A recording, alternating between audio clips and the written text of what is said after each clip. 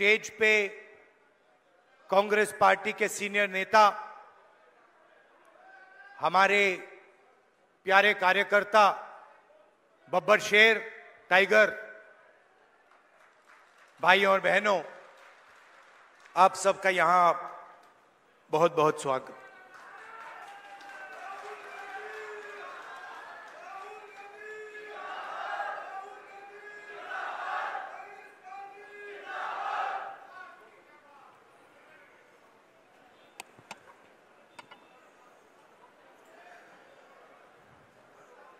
मैं सबका भाषण सुन रहा था। प्रियंका ने बात की, हुड्डा जी ने बात की, शैलजा जी ने बात की, और हर भाषण में सम्मान शब्द का प्रयोग किया गया। सम्मान जरूरी है और सबकी रिस्पेक्ट होनी चाहिए, सही बात।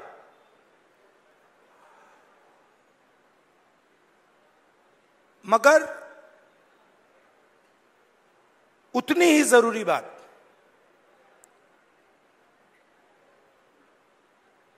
जेब में, हमारे लोगों के जेब में कितना पैसा जा रहा है और जेब में से कितना पैसा खींचा जा रहा है। आपके पास सामान हो, मोदी जी आपकी 24 घंटा रिस्पेक्ट करें, मगर 24 घंटा आपके जेब में से पैसा निकलता जाए और आपके जेब में पैसा ना आए तो सामान हो सकता है मगर भूखे मर जाएंगे।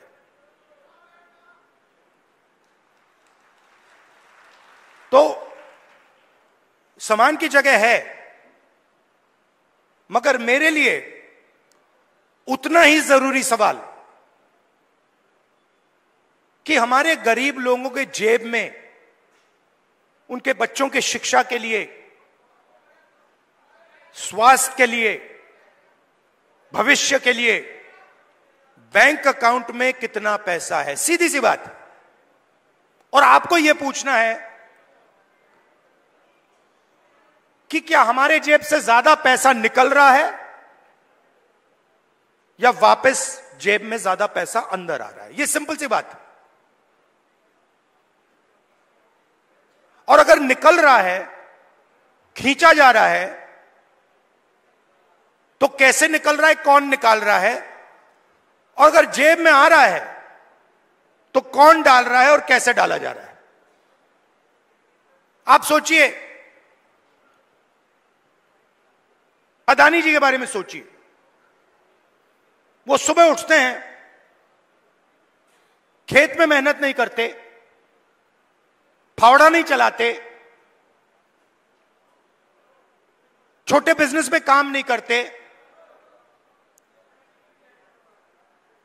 अच्छा खाना खाते हैं, सबसे बड़े महलों में रहते हैं, और हर सुबह 24 घंटा उनके बैंक अकाउंट में धड़ाधड़ धड़ाधड़ धड़ाधड़ धड़ाधड़ पैसा आता है, नॉन स्टॉप। मतलब जैसे सुनामी आती है ना, वैसे ही उनके बैंक अकाउंट में पैसा घुस रहा है।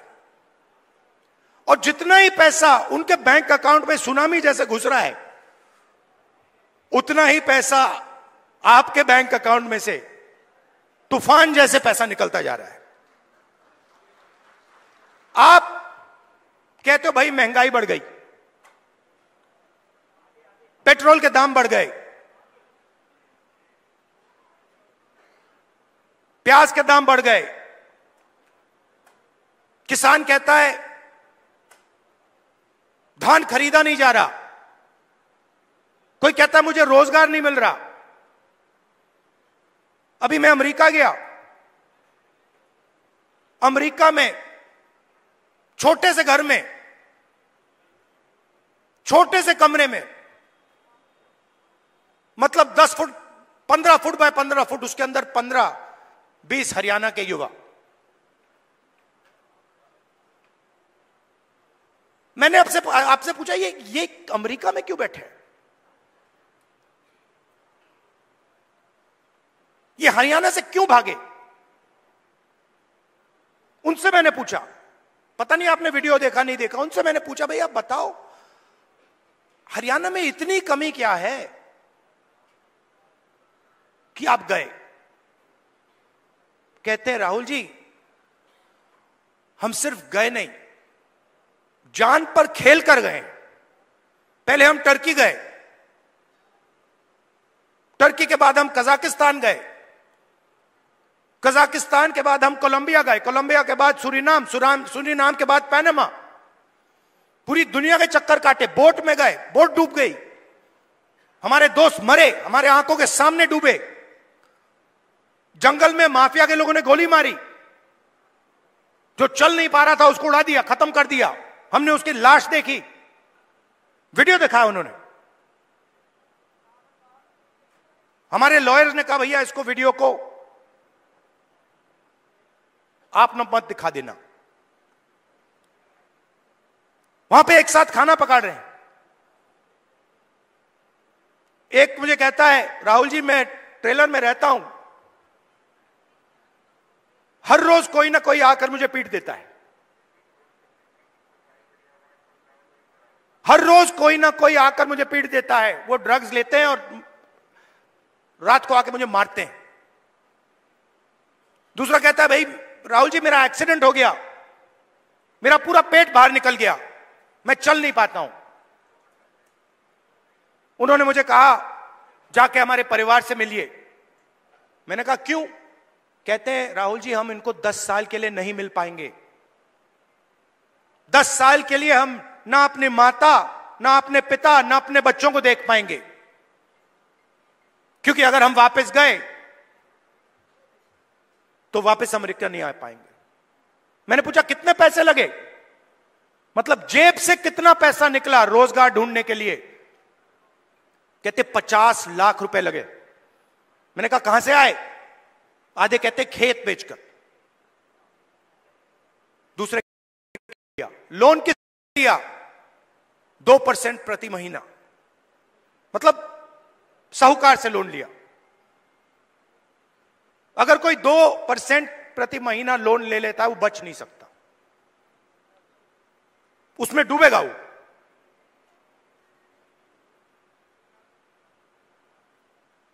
$50 लाख रुपए उनके जेब में से छीने गए क्योंकि हरियाणा उनको रोजगार नहीं दे सकता है।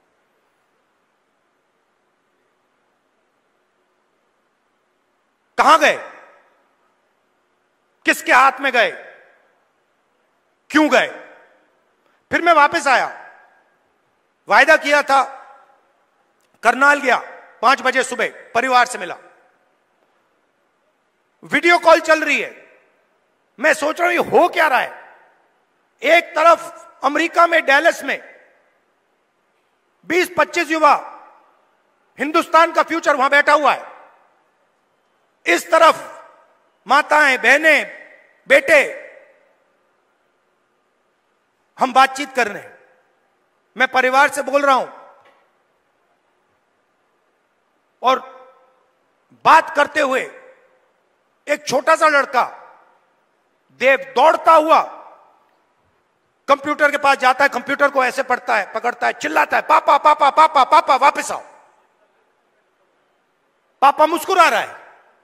मैंने देखा ये मुस्कुराना नहीं चाहता है, ये रोना चाहता है, मगर इसको अपने बेटे के सामने मुस्कुराना पड़ रहा है। क्यों? क्योंकि उसके जेब में से हर रोज पैसा निकाला जाता है। उसे कहा जाता है महंगाई है। क्यों है? क्योंकि अंबानी और अदानी जैसे लोग हिंदुस्तान के किसानों से, मजदूरों से उनका हक छीनते हैं, उनकी कमाई का पैसा छीनते हैं। हर रोज होता है। नया कानून बनता है, कहा जाता है किसान के लिए कानून बनाए गए। किसान के लिए अगर कानून बनाए गए हैं तो हिंदुस्तान के सारे किसान सड़क पे क्यों आए? क्योंकि किसान जानता है कि हमारे जेब में से एक और तरीके से अब पैसा छीना जाएगा। जमीन ले लेते हैं। भाइयों आप एक बात समझो, आप एक दुनिया में हो जहां आप जमीन खरीदते हो। अगर आपको जमीन चाहिए, आप किसी और के पास जाते हो, कहते हो भैया मुझे जमीन चाहिए, वो आपसे कहता है ये 50 लाख की जमीन है, 50 लाख रुपए दो, 1 करोड़ रुपए दो, मैं आपको जमीन दूंगा। ये नॉर्मल होता है, हिंदुस्तान के हर नागरिक के साथ होता है, ये अंबानी अदानी के साथ नहीं होता। अदानी कहता है मोदी जी से, मोदी जी मुझे ये जमीन अच्छी लग रही है, कोई पेमेंट की जरूरत नहीं, हिंदुस्तान के किसान को परे कर। मनुवादियों ने बहुजनों के इतिहास को, उनके नायकों को मिटा देने की तमाम कोशिशें की, लेकिन अम्बेडकरवादियों ने तमाम मुश्किलों को सहकर उसे जिंदा रखा। बहुजन कैलेंडर 2025 के जरिए हमने भी बहुजनों के संघर्ष और इतिहास को सहेजने का काम किया है, क्योंकि कैलेंडर सिर्फ तारीख नहीं बताते, इतिहास भी बताते हैं। तो आज ही ऑर्डर करिए 2025 का बहुजन कैलेंडर। बुकिंग शुरू है। ऑर्डर देने के लिए व्हाट्सएप नंबर 9711666056 पर मैसेज करें या dalitdastak@gmail.com पर ईमेल करें। दिया जाता है नया शब्द विकास। विकास के लिए जमीन चाहिए। किसकी जमीन? गरीबों की जमीन, किसानों की जमीन। अमीरों की जमीन नहीं चाहिए विकास के लिए। मतलब अदानी जी से 1 एकड़ कभी नहीं लिया गया विकास के लिए, अंबानी से 1 एकड़ नहीं लिया गया विकास के लिए। हिंदुस्तान के किसानों से रोज विकास के लिए जमीन ली जाएगी। खेत खत्म हो गए, धान नहीं खरीदा जाता, सही रेट नहीं मिलता, फिर आप भगते हो सेना की ओर। आप कहते हो चलो यहां काम नहीं हुआ, चलो आर्मी में जाते हैं, बॉर्डर पे खड़े हो जाएंगे, देशभक्ति की आग है उसे जलाएंगे और वहां खड़े हो जाएंगे। फिर मोदी जी कहते हैं नहीं भैया, वहां से भी हम आपके जेब में से चोरी करेंगे। यह अग्निवीर स्कीम नहीं है, यह गलतफहमी में मत रहिए। यह जवानों की पेंशन चोरी करने का तरीका है, सीधी सी बात है। जो नॉर्मल जवान होता है उसे पेंशन दी जाएगी, पूरी जिंदगी उसे पेंशन दी जाएगी। जिसको अग्निवीर नाम दिया है उसे पेंशन नहीं मिलेगी। मतलब अग्निवीर से उसके जेब से पैसा छीना गया है। कहां गया? अदानी जी के जेब में। आप देखिए बड़ी बड़ी उनके, जाइए वेबसाइट पे जाइए, Adani defence, Adani defence Israel की कंपनी है, अमेरिका की कंपनी है, उसमें अदानी को लेना देना नहीं है। इजराइल की कंपनी हथियार बनाती है, उस पे अदानी का लेबल लगता है। कारतूस बनाती है, ड्रोन बनाती है, उस पे लेबल लगता है अदानी। और हिंदुस्तान की सेना अदानी से खरीदती है, मार्जिन अदानी बनाता है, उसका आधा राजनीतिक दल को मिल जाता है, मोदी जी की मार्केटिंग में चला जाता है। तो सम्मान बहुत जरूरी है, मगर पैसे के बिना सम्मान मिल ही नहीं सकता।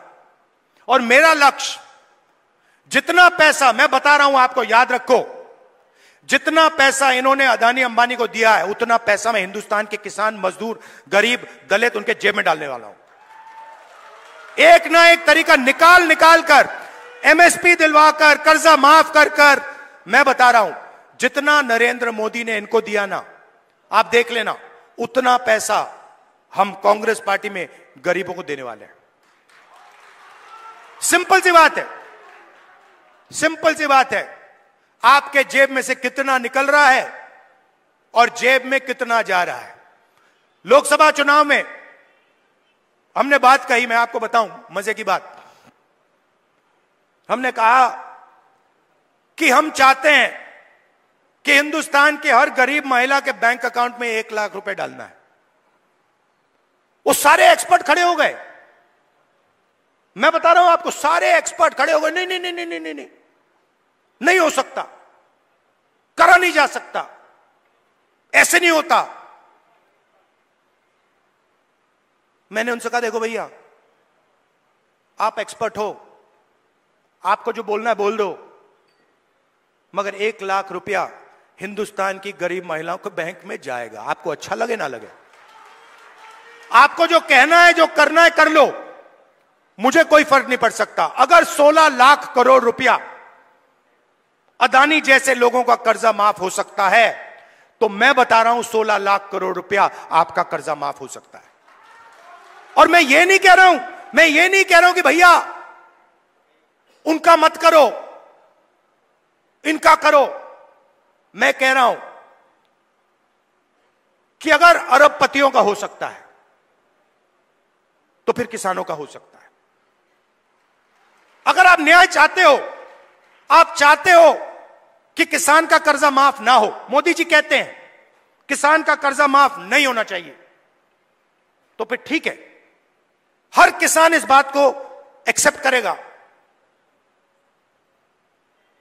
मगर फिर अदानी का भी 1 रुपया माफ नहीं होना चाहिए। अगर आप कहते हो कि अदानी का पैसा माफ होगा तो फिर किसान का होगा, मजदूर का होगा, स्टूडेंट्स का होगा, माताओं बहनों का होगा। और अगर आप चाहते हो कि हिंदुस्तान के किसान का कर्जा माफ ना हो, हम एक्सेप्ट करने को तैयार हैं, मगर फिर अरबपतियों का नहीं होगा। मगर अगर आप उनको पैसा देते हो तो इनको देना ही पड़ेगा। हम ये 2 हिंदुस्तान नहीं चाहते, हमें एक हिंदुस्तान चाहिए, न्याय का हिंदुस्तान। इसीलिए हरियाणा में हमने 3-4 कदम लिए हैं, और इन चीजों का लक्ष्य एक ही है, आपके बैंक अकाउंट में पैसा डालना।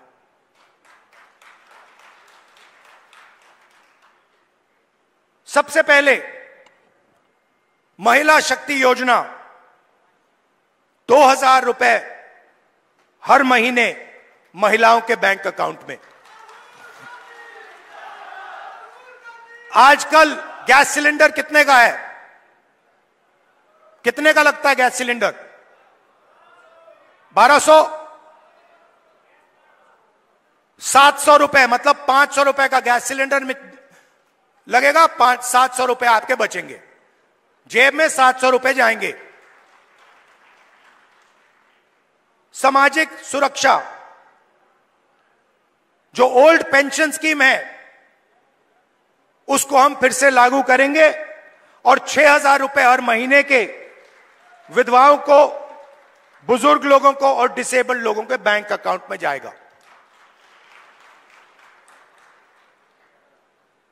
युवाओं के लिए सरकार में 2 लाख खाली रोजगार है, 2 लाख पोजीशन, मतलब 2 लाख लोगों के जेब में से नरेंद्र मोदी जी ने पैसा काट रखा है। 2 लाख युवाओं को हम वो सरकारी पोजीशंस देने जा रहे हैं, और सबको, हर जात को, सब लोगों को न्याय के साथ, रिस्पेक्ट के साथ ये 2 लाख पोजीशंस दी जाएंगी। सीधा आपके जेब में पैसा जाएगा हर महीने बैंक अकाउंट में। किसान को गारंटीड एमएसपी हरियाणा में, और जो अभी आपका धान नहीं खरीदा जा रहा है, चुनाव खत्म होते ही, कांग्रेस की सरकार आते ही आपके बैंक अकाउंट में धान के लिए पैसा जाना शुरू हो जाएगा। 100 गज के प्लॉट 3.5 लाख रुपए, 2 बेडरूम के मकान के लिए गरीब लोगों के लिए हम देने जा रहे हैं। 300 यूनिट फ्री बिजली, और 25 लाख रुपए हेल्थ इंश्योरेंस के लिए हरियाणा की सरकार हरियाणा के गरीब लोगों को देगी। ये देखिए, और आखिरी बात, जो सबसे जरूरी बात, जाति जनगणना। मुझे यह पता लगाना है कि इस देश में कौन से जात के कितने लोग हैं। आप देखिए, आज दिल्ली की सरकार देखिए, 90 अफसर हिंदुस्तान की सरकार चलाते हैं। ओबीसी की आबादी कम से कम 50%, दलित की आबादी 15%, आदिवासी 8%, माइनॉरिटी 15%, उसको आप जोड़ेंगे 90% हो जाता है। 90 अफसर में से जो हिंदुस्तान के बजट को बांटते हैं, सब निर्णय लेते हैं, जो हमें आके कहते हैं कि भैया नहीं, गरीबों को पैसा नहीं दिया जा सकता, नहीं किसानों का कर्जा माफ नहीं किया जा सकता, नहीं बीमा का पैसा नहीं एकदम नहीं दिया जा सकता, वही लोग 90 में से 3 ओबीसी वर्ग के हैं। आबादी 50%, 90 में से 3, और 5% बजट का निर्णय वो लेते हैं, और पीछे छोटे छोटे कमरों में उनको बंद कर रखा है। बड़ी मिनिस्ट्री में नहीं मिलेगी उनको, छोटी सी मिनिस्ट्री मिलेगी। बड़ी मिनिस्ट्री में वही 8-9% के लोग, उन्हीं परिवारों के लोग, काम चलता जाएगा। दलित 15% है, 100 रुपए में से 1 रुपये का निर्णय दलित अफसर लेते हैं। 15% आबादी, और अगर हिंदुस्तान की सरकार 100 रुपए खर्च करती है तो 1 रुपया दलित अफसर निर्णय लेता है। इसीलिए मैंने कहा है, कांग्रेस पार्टी ने कहा है, हम ये जानना चाहते हैं इस देश में कितने दलित, कितने आदिवासी, कितने पिछड़े वर्ग के लोग हैं, और यह भी जानना चाहते हैं कि इस देश का जो धन है, जो संस्थाएं हैं, जो बिजनेसेस हैं, उसमें दलित कितने, आदिवासी कितने, पिछड़े कितने, ये हम पता लगाना चाहते हैं। छोटा सा उदाहरण देता हूं आपको, आप चौंक जाओगे, हिल जाओगे। आप खेती करते हो, लगे रहते हो, आप छोटा बिजनेस चलाते हो, नोटबंदी लग जाती है, गलत जीएसटी लग जाती है, आपको दबाया जाता है, कुचला जाता है। फिर मैं आपसे पूछता हूं, 90% आबादी है आपकी, दलित, आदिवासी, पिछड़े, माइनॉरिटी, और गरीब जनरल कास्ट, उसमें 5% और जोड़ दो, 95% आपकी आबादी। अब मैं आपसे सवाल पूछता हूं, हिंदुस्तान के सबसे बड़े कॉर्पोरेट, 250 सबसे बड़े कॉर्पोरेट्स, उसमें मुझे बता दो ओबीसी कितने, दलित कितने, आदिवासी कितने, गरीब जनरल कास्ट के कितने, मुझे बता दो। नहीं जानते आप, मैं बताता हूं। 250 में से एक दलित नहीं है, एक आदिवासी नहीं है, एक पिछड़ा नहीं है, और पूरा का पूरा कॉर्पोरेट सेक्टर 24 घंटा कानून बनवाता है। उसमें आपका कोई है ही नहीं, एक दलित नहीं है, एक आदिवासी नहीं है, एक पिछड़ा नहीं है। आपका काम मजदूरी करना, कॉन्ट्रैक्ट पे काम लेना, अमेरिका भागना, और उनका काम काले कानून, किसान कानून बनाना। यही हो रहा है। तो हमने कहा भैया हम पता लगाना चाहते हैं कॉर्पोरेट इंडिया में, मीडिया में पिछड़े लोग कितने हैं, दलित कितने हैं, ये हमारे आए हुए। आप देखो, कर्ज की लिस्ट निकालो, इन्फ्लुएंसर्स की लिस्ट निकालो, बड़े बड़े मीडिया के जो ओनर्स हैं उनकी लिस्ट निकालो, उसमें आपको एक पिछड़ा नहीं मिलेगा, एक दलित नहीं मिलेगा, एक आदिवासी नहीं मिलेगा। मतलब 90% हिंदुस्तान है ही नहीं, गेम में ही नहीं है। यह सच्चाई है। और हरियाणा की सरकार पहला कदम है। हरियाणा की सरकार आएगी, यहां पे बदलाव आएगा, मगर फिर दिल्ली में जब सरकार आएगी, मैं आपको बता रहा हूं, मुझे कुछ लेना देना नहीं है। मैंने अपने माइंड में एक बात रख ली है। आपने कहा इज्जत बहुत जरूरी है, उस बात को मैं एक्सेप्ट करता हूं, मगर मैं चाहता हूं, मेरे लिए एक ही चीज जरूरी है, गरीब लोगों के जेब में कितना पैसा जा रहा है और जेब में से कितना पैसा निकल रहा है। ये मेरा इक्वेशन है। और इसको मैं छोड़ने वाला नहीं हूं। जहां भी मुझे मौका मिला ना,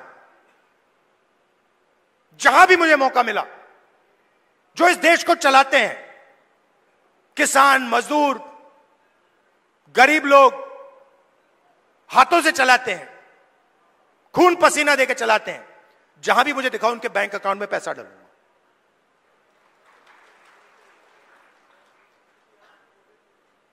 ये मैं आपसे कहना चाह रहा था। मैंने आपको धान की बात बताई कि जैसे ही हमारी सरकार चुनी जाएगी वैसे ही धान का पैसा आपके बैंक अकाउंट में आना शुरू हो जाएगा। दूसरी बात, सरकार बनेगी तो 36 बरादरियों की सरकार बनेगी, सबकी सरकार बनेगी, न्याय की सरकार बनेगी और भागीदारी सबको दी जाएगी। और आखिरी बात, ये जो बीच में इंडिपेंडेंट पार्टी आ रखी हैं, छोटी छोटी पार्टियां हैं, ये सब बीजेपी की पार्टीज हैं। इनका रिमोट कंट्रोल इनके हाथ में है। लड़ाई बीजेपी और कांग्रेस के बीच में है, विचारधारा की लड़ाई है। एक तरफ न्याय, दूसरी तरफ अन्याय। एक तरफ किसानों का हित, गरीबों का हित, मजदूरों का हित, और दूसरी तरफ अदानी जी और अंबानी जी जैसे लोगों का फायदा। यह मोदी जी की सरकार नहीं है, यह अदानी जी की सरकार है। यह बात याद रखिए। और हरियाणा में अदानी जी जैसे लोगों की सरकार नहीं चाहिए। किसानों की, मजदूरों की, गरीबों की सरकार चाहिए। जब भी आपको मेरी जरूरत हो, पार्लियामेंट में भाषण करवाना हो, कोई मुद्दा हो, आपका सरकार पर प्रेशर डलवाना हो, यहां हरियाणा में आके आपसे बात करनी हो, आपको सिर्फ ऑर्डर देना है। आपको कहना है राहुल इधर आओ, मैं हाजिर हो जाऊंगा। आप सबका दिल से बहुत बहुत धन्यवाद। नमस्कार, जय हिंद। और कांग्रेस के कार्यकर्ता, नॉर्मली क्या होता है, आमतौर से क्या होता है, बब्बर शेर अकेले दिखते हैं। जंगल में एक बब्बर शेर दिखता है, एक शेर दिखता है। यहां पे हजारों हमारे शेर आए हुए हैं। एक साथ बाहर जाकर निकलो, बीजेपी को यहां पे हराओ। धन्यवाद, जय हिंद, नमस्कार।